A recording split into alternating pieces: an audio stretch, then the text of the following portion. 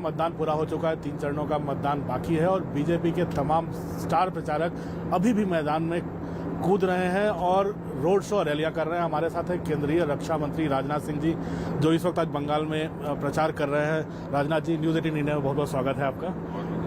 राजनाथ जी, 5 चरणों में आपने ताबड़तोड़ रैलियां की, हर रोज 3 से 4 आपकी सभाएं हुई हैं। क्या पा रहे हैं, जनता का रुझान किस तरफ पा रहे हैं? अब भी चुपचाप कमल छाप है या जनता खुल के आ रही है? डायरेक्ट ट्रेमेंडस रिस्पांस जो है जनता का प्राप्त हो रहा है भारतीय जनता पार्टी को। आप भी चल रहे हैं साथ में, चुनावी रैलियों में देखेंगे कि कैसा रिस्पांस जनता भारतीय जनता पार्टी को दे रही है। और मैं पूरी तरह से आश्वस्त हूं कि भारतीय जनता पार्टी 2/3 मेजॉरिटी से पश्चिम बंगाल में अपनी गवर्नमेंट बनाने जा रही है।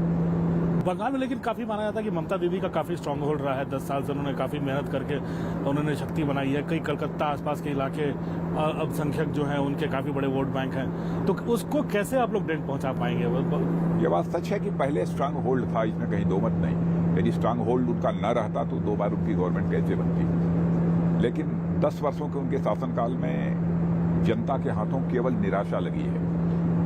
उनसे जो उम्मीद थी जनता को, जो उनसे अपेक्षाएं थी, उन अपेक्षाओं की कसौटी पर वह खरी नहीं उतर पाई है। जनता इस समय निराश है और लोग ये महसूस करते हैं कि इस देश में गुड गवर्नेंस देने वाली कोई पॉलिटिकल पार्टी है और डेवलपमेंट करने वाली कोई पॉलिटिकल पार्टी है, तो that is Bharatiya Janata party. इसलिए स्वाभाविक रूप से लोगों के रुझान भारतीय जनता पार्टी के प्रति तेजी के साथ बढ़ी है।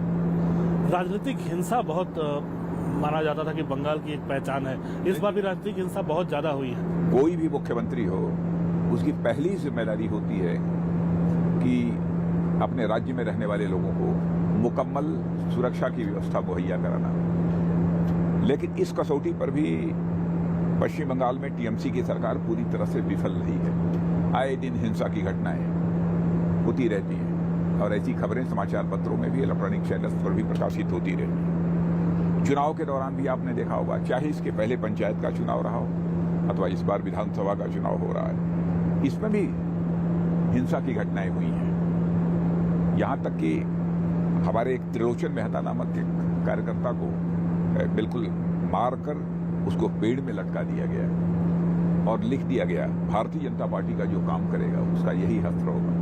हमारे लगभग 150 से अधिक कार्यकर्ताओं की निर्मम हत्या हुई है।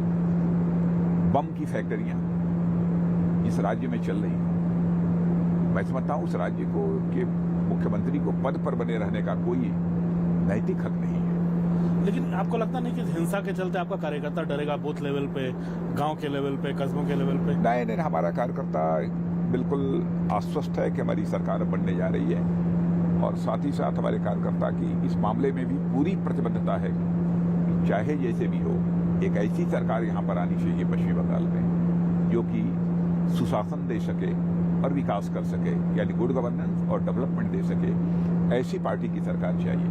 और जैसा मैंने कहा कि इस मामले में शानदार ट्रैक रिकॉर्ड यदि किसी पॉलिटिकल पार्टी का है तो भारतीय जनता पार्टी का है।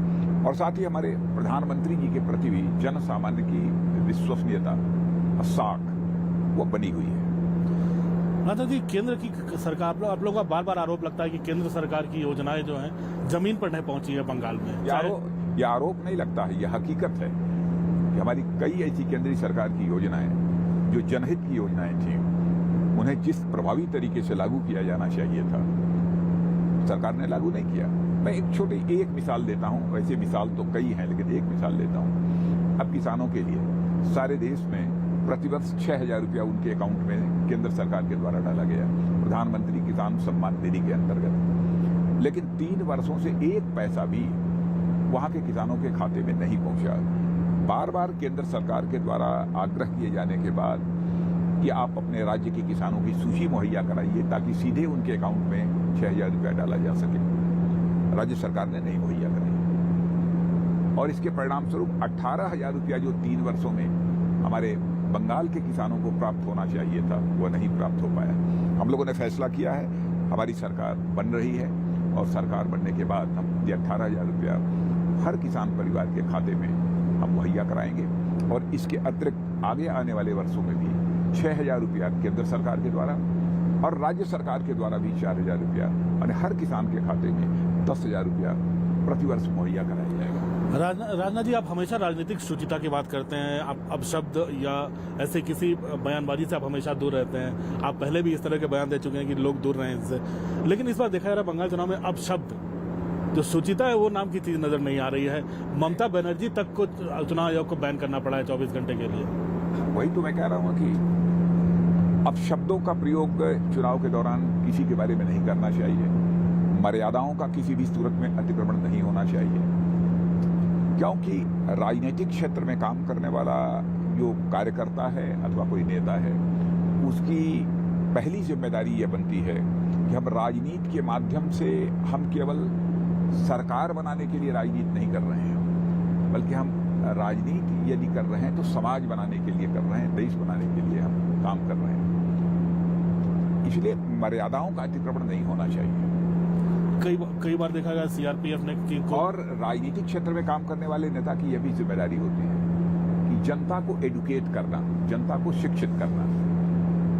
तो जनता को एडुकेट करने की बात है तो कम से कम जो गलत शब्दों का प्रयोग करेगा, अपशब्दों का प्रयोग करेगा, वह जनता को एडुकेट नहीं कर सकता है, उसको शिक्षित नहीं कर सकता है, उसको जागरूक नहीं बना सकता है अपने दायित्वों के प्रति, अपने लोकतंत्र के प्रति। तो चुनाव आयोग का फैसला जो था ममता जी को 24 घंटे बैन करने का, बीजेपी के कुछ नेताओं के खिलाफ कार्रवाई करने का, चुनाव आयोग के फैसले पर टीएमसी के द्वारा सवालिया निशान खड़ा किया जा रहा है। मैं समझता हूँ कि वह एक ऑटोनमस ऑर्गेनाइजेशन है, एक काम, उसके ऊपर इस तरीके से सवालिया निशान खड़ा करना यह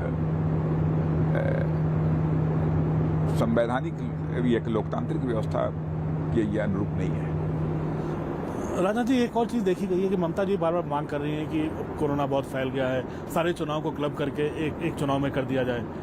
क्या कहना है आप तो केंद्र सरकार? अब इलेक्शन कमीशन जो उचित समझा, इलेक्शन कमीशन ने वो फैसला किया है। इलेक्शन कमीशन के निर्णय पर मैं कोई सवालिया निशान नहीं लगाना चाहता। हाँ, लेकिन सभी को प्रिकॉशन लेना चाहिए। सार्वजनिक सभाओं में मास्क का प्रयोग करना चाहिए सभी, और बार बार हमारे प्रधानमंत्री जी के द्वारा भी आग्रह किया जा रहा है और हम लोगों के द्वारा भी बराबर ये आग्रह किया जा रहा है। इस पर पूरी सावधानी बरतने की जरूरत है। कोरोना बहुत तेजी से फैला है राजनाथ सर। बहुत बड़ी कोरोना महामारी की बहुत बड़ी चुनौती है, जो भी है वो अप्रत्याशित है इस समय। और हाँ, लेकिन मैं कहूँगा कि हमारी सरकार, प्रधानमंत्री जी श्री नरेंद्र मोदी जी के नेतृत्व में बहुत ही प्रभावी तरीके से जितना हो सकता है वह अपनी तरफ से कर रही है। लेकिन संकट बहुत बड़ा है और एकाएक जिस तरीके से अपसर्ज आया है, माने ये कोरोना की घटनाएं बढ़ी हैं, उससे चुनौती और बड़ी हो गई है। लेकिन हम आश्वस्त हैं कि हम, जैसे पिछली बार हम लोगों ने इस पर विजय प्राप्त की थी, इस बार भी यह देश कोरोना पर विजय प्राप्त करेगा।